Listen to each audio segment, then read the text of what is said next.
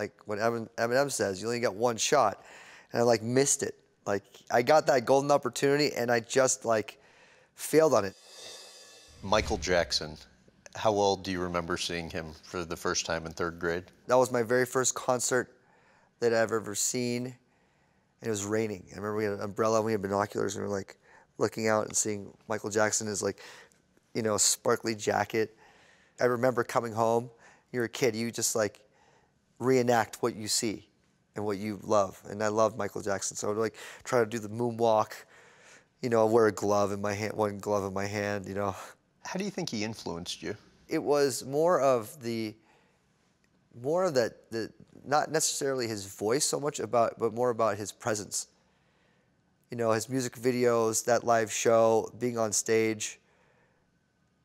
The bar was too high for me to imagine me being on that stage. So I'm not ever going like, yes, I want to be on that stage too. That's not the way I think. I'm not like, even when I was a DJ, I'm like, I want to be the biggest DJ in the world. Like, instead of doing that kind of moonshot, which I think a lot of people, actually, it's great advice for people. Do the moonshot. That's not how I live my life. Focus on the people in front of me, whether it's 3 people or 3,000. You know, that's how I can see myself getting to the stage, of being on the stage, being maybe on the level, not on the level, but me being maybe potentially on the same stage that Michael Jackson would perform on. And I think also his pop sensibility unconsciously has a big effect on, you know, on me as a songwriter and as a producer.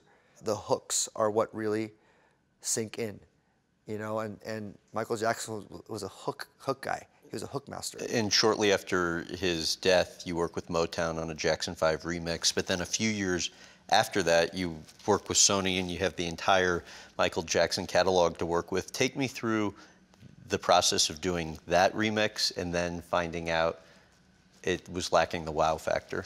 This was a big deal at the time because I was still very early with my production skills. But I definitely took it on.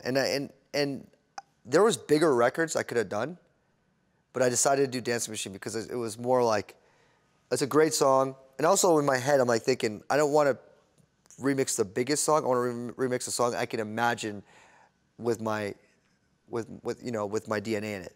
And I was like, okay, this one I can start wrapping my head around. And then finally I got to the point where I'm like, okay, I'm gonna go funk with it. I'm not gonna go hard with it. I want to make a palatable, listenable remix that's funky and fun. So finally I get there, I'm like, okay, I think I'm ready, and I dropped it. And it just didn't hit the nail on the head. You know, it was fun, it was cool. Like I hear, I'm like, okay, for what it was good, but it just didn't hit the nail on the head. And I felt like I missed that shot. Like when Eminem says, you only get one shot. And I like missed it. Like I got that golden opportunity and I just like failed on it. I did that before with Drake too. I remixed a Drake record that he gave me, and I failed on that one. Like it just didn't sound like, it just didn't last the test of time, you know? But with the Michael Jackson one, after you got that feedback, you then go to your studio, I believe, and take me through this meditative reset that you did. The fact that it was in my studio, the pressure at that time was way too much. And that's a time when I'm like, I really need to just hone in on this one. I really need to just stop being so starstruck about this and like stop, reset, and meditate. I remember what was so kind of haunting and special and brought me back to when I was a kid was hearing all the ad-libs.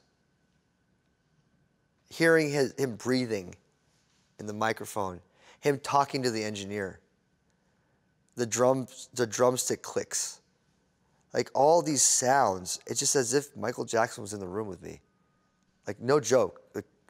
Like I would hear that and I would just get tingles. It was such a special thing. When you have this kind of pressure, it's a lot of anxiety. The discomfort and that's happening there, that's when the real growing starts. That's when you really are changing and adapting and learning. And I learned a lot in that.